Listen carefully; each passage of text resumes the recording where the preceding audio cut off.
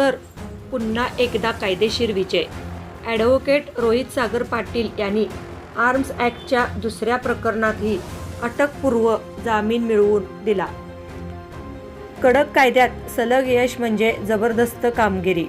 कायदेशीर विजय. आर्म्स ॲक्टमध्ये वैभव आवळे यांना अटकपूर्व जामीन मंजूर. सलग दुसरं यश. आर्म्स ॲक्ट गुन्ह्यात पुन्हा एकदा अँटिसिपेटरी बेल मंजूर.